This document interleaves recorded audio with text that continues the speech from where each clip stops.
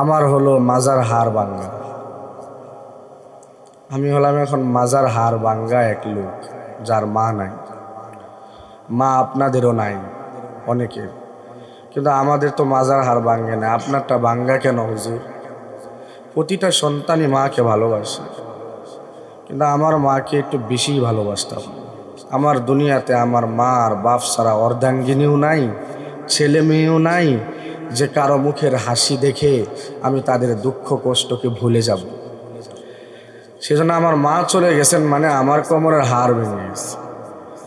এই কোমরের হাড় দিয়ে মেশাল দিলাম এই জন্য যে ডাক্তারকে 3বার দেখাইছি এই 15 দিনে। ডাক্তার 3 বারই বলছেন যে আমি মানসিক রোগী হয়ে গেছি। আমাকে এখন দললেও একজন দৌড়ে উঠাইতে হয়, একজন দৌড়ে বসাইতে হয়। তারপরেও মানুষের আবদার, প্রতিদিনের মাহফিল আমাদের চালায় যাইতে হয়। হাসি না আসলেও হাসতে হয়, ভালো ব্যবহার করতে মনে না চাইলেও ভালো ব্যবহার করতে হয়, কারণ আমরা যে মানুষের চোখের মণি। এই জন্য সব মিলিয়ে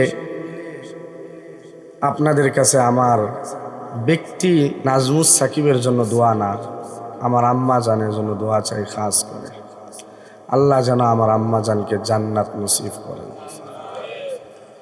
আমার জন্য দোয়া চাই, আল্লাহ যেন আমার মাকে যেভাবে জবানে কালিমা জারি করে দিছিলেন ওইভাবে যেন আমার মৃত্যুর সময় আমিও কালিমা পড়তে পারি।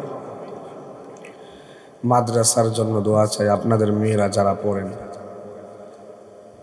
আর যাদের মেয়েদেরকে এখনো মাদ্রাসায় দেন নাই, ছেলেদেরকে দেন নাই, মাদ্রাসামুখী করবেন। মাদ্রাসামুখী কমপক্ষে একটা ছেলে মেয়ে যদি মাদ্রাসামুখী না করতে পারেন, আপনি এটা ডায়েরিতে লিখে রাখবেন আমার কথাটা। আপনার মতো হতবাগা, কপাল পোড়া, অযোগ্য, নালায়েক বাবা আর মা পৃথিবীতে আর কেউ নেই। এটা লিখে রাখবেন। আবার আপনাকে যদি আল্লাহ তাআলা হায়াতে তয়্যিবা দান করেন, তাহলে মৃত্যুর আগে এই লেখার সাথে আমার কথা আর আপনার ছেলে মেয়ে যেগুলো পড়াইছেন, ব্যারিস্টার বানাইছেন, ডাক্তার বানাইছেন, ইঞ্জিনিয়ার বানাইছেন, কলেজ ভার্সিটিতে পড়াইছেন, ওইগুলোর সাথে আবার এই কথা মিলাইয়া নেবেন। এখন আমার প্রিয় যুবক ভাইরা আবার রাগ করেন না, কিছুই করার নাই, এটাই চরম বাস্তবতা।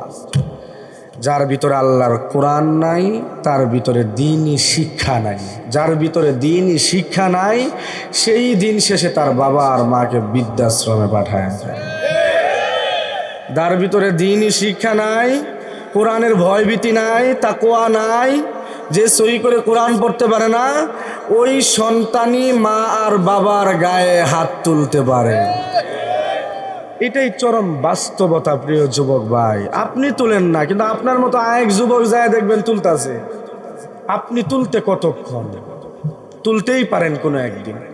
সেজন্য আল্লাহ রাব্বুল ইজ্জা ওয়াল জালাল প্রত্যেকের একজন সন্তান, ছেলে মেয়ে যেন কমপক্ষে হাফেজ আলেম বানানোর তৌফিক দান করেন।